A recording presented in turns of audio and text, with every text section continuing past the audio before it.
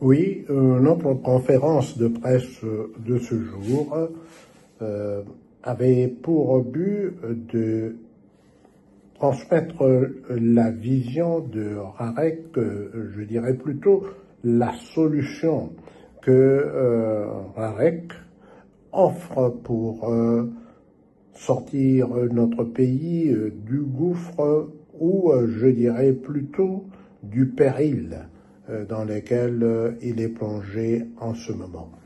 Nous avons expliqué cette solution que Rarek a offerte à la nation, qui est caractérisée par les éléments suivants. Il s'agit d'une solution idoine, économique, pacifique et holistique. Nous expliquerons chacun de ces qualificatifs de la manière suivante. Notre solution est économique puisque elle permet de faire l'économie de vie humaine. Il n'y a pas une chose qui ait plus de valeur que la vie humaine. Les combats qui ont été engagés par les rebelles ont causé un nombre significatif de morts qui n'auraient pas dû être.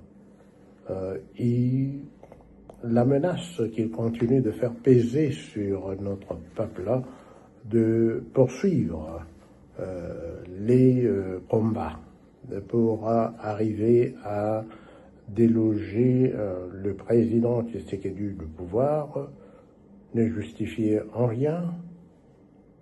C'est pas dans l'intérêt de notre peuple qu'ils se battent.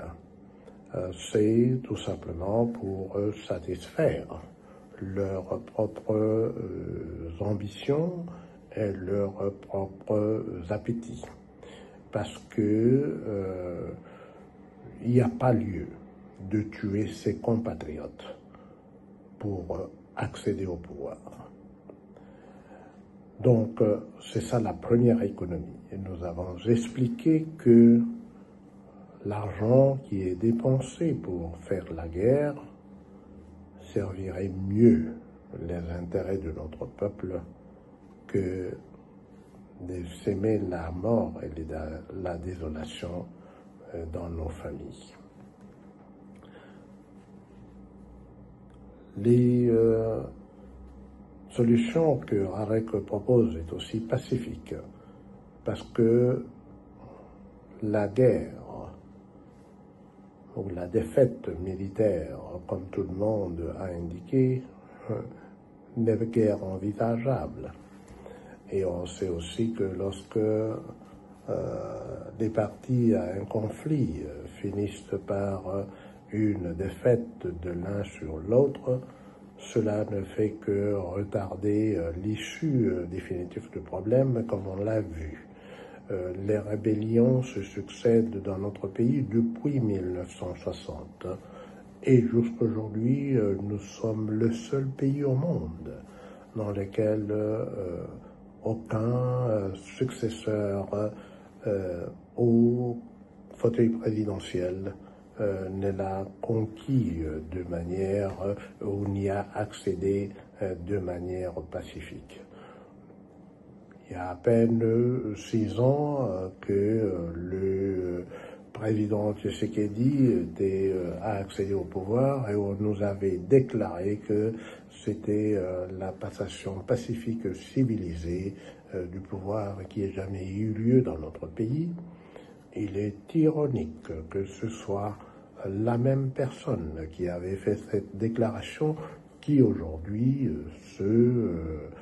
déclare à la face du monde qu'il est le chef de la rébellion qui vise à déloger du pouvoir la personne à qui elle affirme elle-même avoir transmis le pouvoir dans les conditions non civilisé qu'il vient de décrire lui-même. La solution que nous proposons est également une solution holistique parce qu'elle vise à résoudre le problème de l'accès au pouvoir dans notre pays une bonne fois pour toutes.